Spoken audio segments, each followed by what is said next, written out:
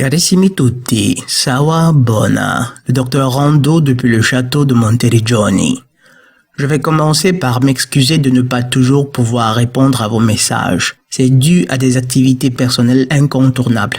Du coup, il m'est même un peu difficile de publier autant de vidéos que je voudrais. Malheureusement, il en sera ainsi au moins jusqu'en janvier 2020. Mais de temps à autre, je continuerai à publier les vidéos. Question de nous maintenir tous en alerte. Car à partir de 2020, je pourrai m'y consacrer corps et âme. C'est une longue période, je le sais. Bon, mais c'est toujours utile d'avoir aussi des objectifs à long terme. Ça permet de rester sur la bonne trajectoire. Le thème d'aujourd'hui m'a été proposé par Kif Tesfalem, que je remercie, et qui m'a envoyé un documentaire sur le proxénétisme. Le premier lien dans la description. Pour les jeunes tubospectateurs, le proxénétisme est l'activité qui consiste à profiter financièrement de la prostitution d'une femme, ou du moins d'une autre personne. C'est une activité qui est illégale dans la plupart des pays, mais communément pratiquée dans presque tous les pays du monde. Les plus pimpants sont les proxénètes américains, qui se font appeler PIMPs ou PIMPs. Vous en avez probablement entendu parler dans des chansons de 50 Cent. Et il suffit de voir leur attirail pour comprendre combien de fric ils se font sur le dos de toutes les femmes qui travaillent pour eux. Mais avant de faire un quelconque jugement de valeur à leur égard, il convient de souligner des éléments intéressants. Il importe de savoir qu'aucun jeune garçon ne rêve de devenir un jour proxénète. Non pas parce qu'il a conscience du fait que c'est interdit par la loi ou du mal que cela représente, mais tout juste parce que ce n'est qu'un métier qui dérive directement de la dépravation des mœurs de la société. Beaucoup de proxénètes ne le deviennent que par un concours de circonstances qui combinent pauvreté, maltraitement, traumatisme dans le bas âge ou encore les soi-disant familles monoparentales menées par une femme. Un jeune garçon qui grandit loin de son père doit côtoyer les nombreux amants de sa mère au fil du temps. N'a en général que deux options.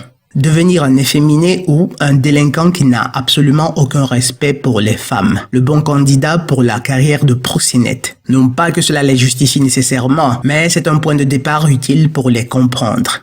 Ensuite, il faut savoir que certains proxénètes sont en fait engagés par les prostituées elles-mêmes, lesquelles se mettent sous la protection des premiers. Car nous le savons tous, la prostitution est un métier dangereux. Et les prostituées sont très souvent victimes d'abus de personnes qui désirent bien souvent bien plus qu'un simple orgasme. Qu'un homme consente à protéger une femme qui se prostitue contre un pourcentage de ce qu'elle gagne ne remet pas vraiment la capacité d'un tel individu à être une bonne personne ou n'en fait pas nécessairement quelqu'un de cupide, surtout lorsqu'il se contente de ce qu'elle veut bien lui verser. Ainsi, très souvent, les deux forment ensemble une symbiose où chacun trouve pleinement son compte. Dans des pays comme l'Espagne ou la Suisse où la prostitution est légale, certains proxénètes se contentent d'offrir des locaux aux femmes, lesquelles y mènent leur activité et gardent pour elles tout ce qu'elles gagnent. Le proxénète, lui, ne fait du bénéfice que sur les consommations alcooliques des clients, ou quelquefois se fait verser une portion pour la location des chambres. Là encore, on est dans ce que j'appellerais un proxénète qui se soucie de l'équité.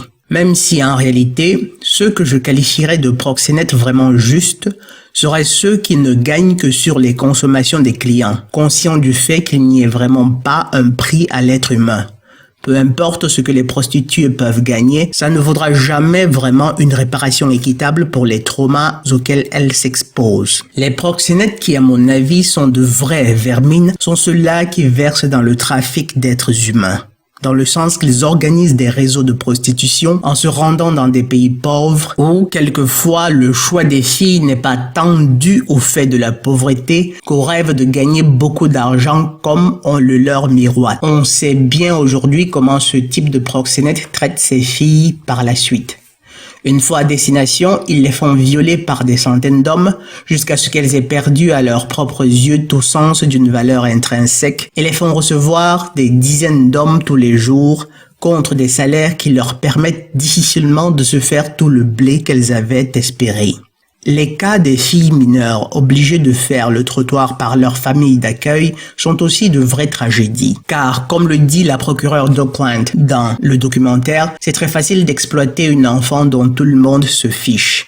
Ces enfants-là sont celles pour qui chacun de nous devrait lutter chaque jour pour que la justice un jour ne soit plus qu'un simple idéal, mais une réalité concrète. Les hommes et les femmes qui s'empruntent ainsi à l'innocence sacrée de l'enfance méritent un châtiment que je ne saurais exprimer ici. Mais dans cette vie ou dans celle d'après, ils l'auront. Ici encore, toutefois, il faudrait se demander pourquoi de jeunes mineurs devraient se retrouver sans parents. Beaucoup proviennent de familles monoparentales menées par des femmes, justement. Mais ne nous éloignons pas du sujet. Restant dans le cadre de la prostitution d'adultes, il faut souligner que quoique toutes ces femmes vivent des traumas à devoir se faire empaler quotidiennement par des dizaines d'hommes qu'elles ne connaissent pas, elles ne sont pas toutes des victimes. Ce n'est qu'un petit nombre qui se trouve à devoir se prostituer pour cause de privation matérielle la plus absolue. Beaucoup, et même la plupart je dirais, ne le font que par simple cupidité. Vous n'avez qu'à jeter un coup d'œil sur la toile et vous vous en rendrez compte de par vous-même. Le comble de la chose, c'est souvent ces chères escortes qui parfois réclament de ne pas être vues comme des prostituées. Ha ha ha, très amusant. De toute façon, la vérité est que le proxénétisme n'est qu'un épiphénomène de la prostitution. Ce qui revient à dire que ce n'est pas vraiment le proxénétisme qui est le problème, mais c'est bel et bien les femmes. Mais attention, je ne parle pas des femmes qui se prostituent délibérément, car elles au moins ont le mérite d'être sincères, car elles reconnaissent qu'elles louent leur corps pour un peu de fric, comme le dit Esther Vilar. Je parle de toutes ces femmes que vous ne verrez jamais dans un bordel, mais qui toutefois font exactement ce que font les prostituées sous le prétexte de l'émancipation féminine, sous le prétexte de la liberté de disposer de leur corps comme elles l'entendent. Et on parle là de plus de 70% des femmes aujourd'hui.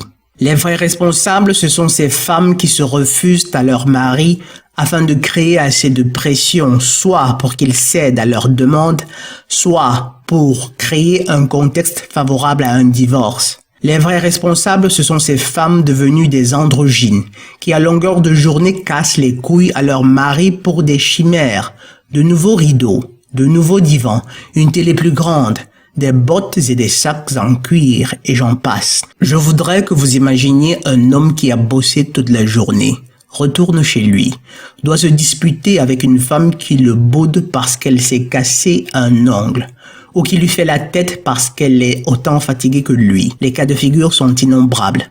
Imaginez maintenant un autre homme qui revient chez lui où il trouve sa femme qui est parfaitement reposée parce que c'est une femme au foyer. Il se confie à elle et elle à lui.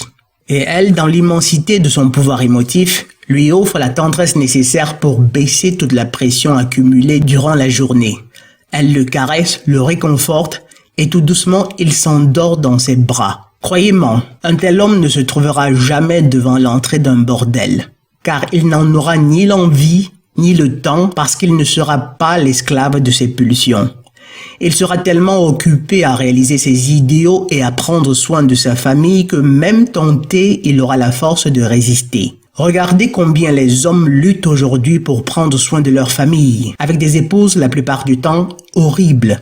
Imaginez ce que feraient ces hommes avec des épouses aimantes, tendres et patientes. La tendresse d'une épouse fidèle et loyale est une chose que tous les hommes désirent, du moins la plupart, et pour laquelle ils feraient tout.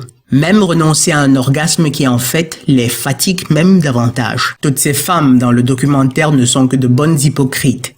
Et les hommes qui les soutiennent, une horde de mangina, qui comme d'habitude espèrent obtenir un peu de sexe parce qu'ils soutiennent des femmes. Ces femmes ne pointeront jamais le business de la pornographie par exemple, où les principaux protagonistes sont des femmes et les principaux consommateurs des hommes. Des hommes qui, privés de la tendresse de leurs épouses, se tournent vers les prostituées ou la pornographie et au passage se font inculquer des perversions de tout genre. Toutes ces femmes ne diront jamais que de jeunes filles mineures, habillées comme des poufias, sont aussi en partie la cause du problème. Rappelez-vous que bien souvent, c'est l'occasion qui fait le larron. Un homme réagira toujours à la vue d'une femme pubère à moitié vêtue, peu importe si elle est mineure ou non. C'est une réaction physiologique. Lorsque ces hommes qui ont passé la veille à se gaver de pornographie se trouvent dans de telles situations, il est très probable qu'ils soient incapables de se contrôler et deviennent du coup les larrons de l'occasion. Beaucoup de ces ex-victimes de proxénétisme dans le documentaire ne vous diront jamais que si elles ont été forcées à se prostituer ainsi, c'est parce qu'à la base, elles avaient jugé bon de courir après Bernard le bad boy plutôt que de donner sa chance à Jaco le gentil. Bernard, le bad boy, leur a miroité une vie d'aventure, une vie de péril, d'adrénaline, ce qu'elles adorent. Et justement, elles ont fini par obtenir cela. Sauf qu'elles ne savaient pas vraiment le prix que Bernard, le bad boy, les aurait fait payer pour ça. Car les femmes sont cupides et stupides. Ne perdez jamais de vue cela.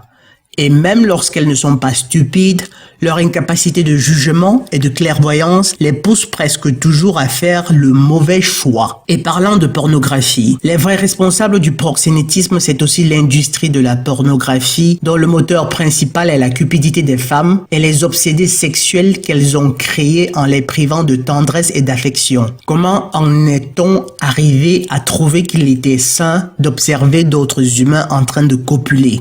C'est une longue histoire, mais en attendant, c'est simplement terrible. Du satanisme à l'état pur. Si les hommes vont chez les prostituées, alimentant ainsi le fléau du proxénétisme, c'est bien parce que la pression créée en eux par la pornographie à la télé et dans la vie réelle, combinée à l'indisponibilité de leurs épouses, est simplement insupportable.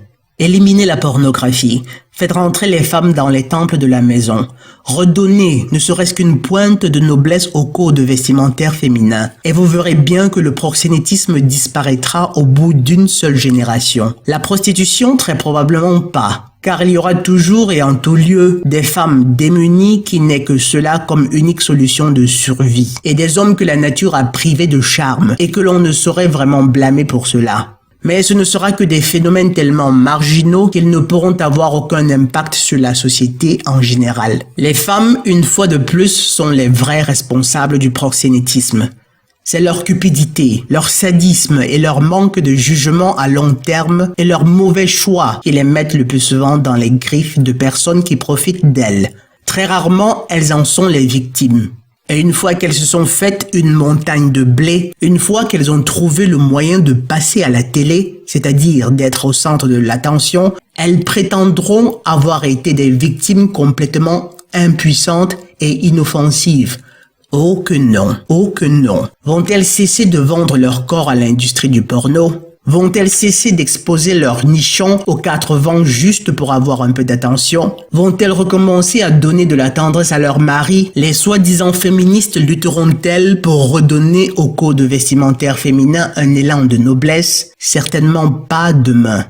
La carrière des proxénètes n'est donc pas sur le point de disparaître. Bien au contraire. Les proxénètes ont un avenir vraiment radieux devant eux, car la crise économique n'a pas fini de faire ses dégâts. Et pour se mettre à l'abri, beaucoup de femmes n'auront pas d'autre choix que de vendre leur charme et elles auront besoin de protecteurs, de proxénètes. Le proxénétisme et toutes ses dérives ne pourra disparaître que lorsque les hommes MGTOW, comme vous et moi, auront complètement eu raison de la branche satanique du féminisme. Et nous ne pourrons avoir raison de la branche satanique du féminisme qu'en imposant aux femmes de s'habiller noblement. En imposant aux femmes de rejoindre le temple de la maison d'où elles pourront très librement exercer des activités intellectuelles. En réapprenant aux jeunes et à nous-mêmes le côté sacré de la fonction de reproduction. Mais comme je le dis toujours, c'est du fond de l'abîme que nous remonterons petit à petit vers ces valeurs sacrées que nos pères ont eu la faiblesse ou la négligence d'oublier. Voilà, c'est tout pour aujourd'hui. Vous connaissez la règle. Si c'est ma première vidéo que vous écoutez, je la considère une avant-première. Si c'est la deuxième, je veux encore être magnanime. Mais si c'est déjà la troisième ou plus, vous avez le devoir de vous abonner, de liker, et si possible de partager. En outre, si vous en avez les moyens, un don sera le bienvenu. Mais par-dessus tout, rappelez-vous toujours, soit nous souffrons pour nous perfectionner, soit nous souffrons de nos imperfections. Depuis les tours du château de Monteriggioni, je suis le docteur Rondo. Sawa Bona.